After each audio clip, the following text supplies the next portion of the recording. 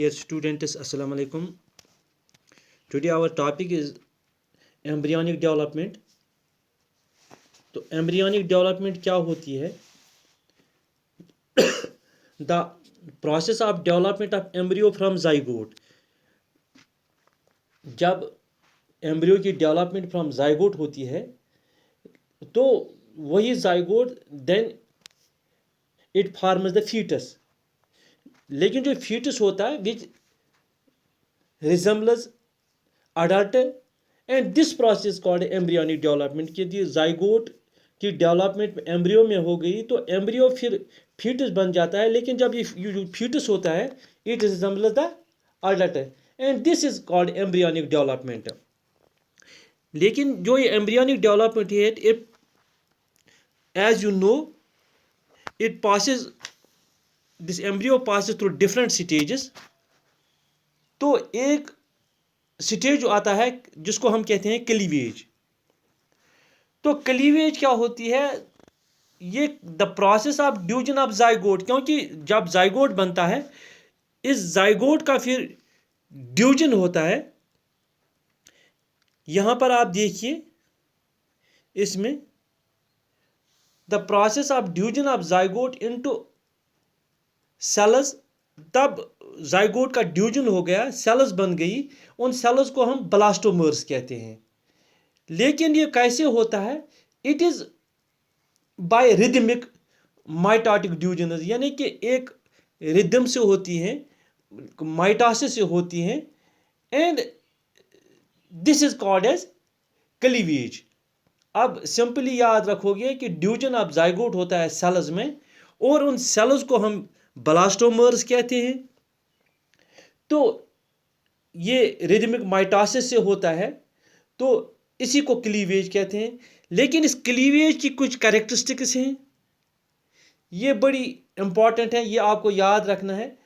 तो एक कैरेक्टरिस्टिक जो क्लीवेज की है वो आप याद रखेंगे, ऑल क्लीवेज ड्यूजन्स आर माइटोटिक. यानी कि क्लीवेज का जो भी ड्यूजन है, क्लीवेज का जो भी ड्यूजन है इट इज माइटोटिक. यानी लेकिन इसमें थोड़ी सी स्लाइड डिफरेंस क्या है? But cleavage division much faster. ये ज़्यादा तेज होती हैं, मच फास्टर होती हैं एज कंपेयर टू नॉर्मल. जो माइटोसिस होती है उससे थोड़ी ये फास्टर रेट पर होती है. क्योंकि इनमें क्यों ये फास्टर होती है? क्योंकि जो इंटरफेज होता है इंटरफेज इसमें शॉर्ट होता है. तो इसीलिए अगर आपको किसी वक्त भी नीट में भी ये कहीं पूछ सकते हैं कि जो क्लीवेज में वो फास्टर माइटोसिस जो होती है लेकिन फास्टर रेट होती है, तो वहाँ पर क्या होता है? Because of shorter interphase. अब दूसरी एक कैरेक्टरिस्टिक है ड्यूरिंग क्लीवेज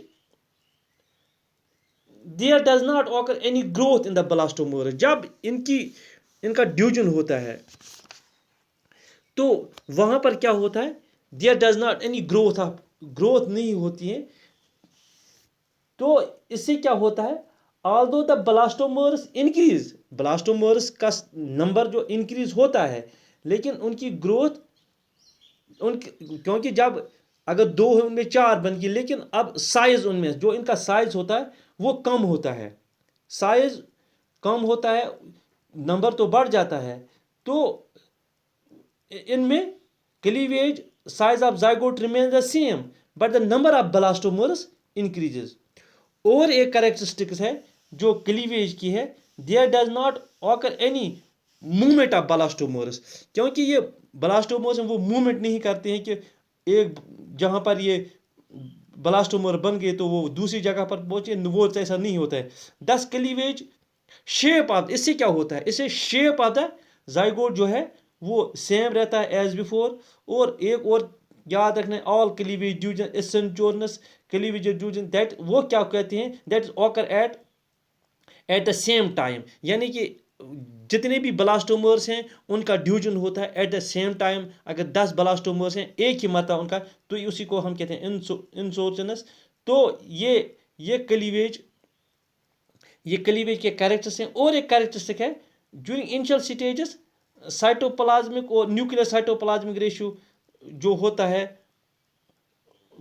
इनिशियल स्टेज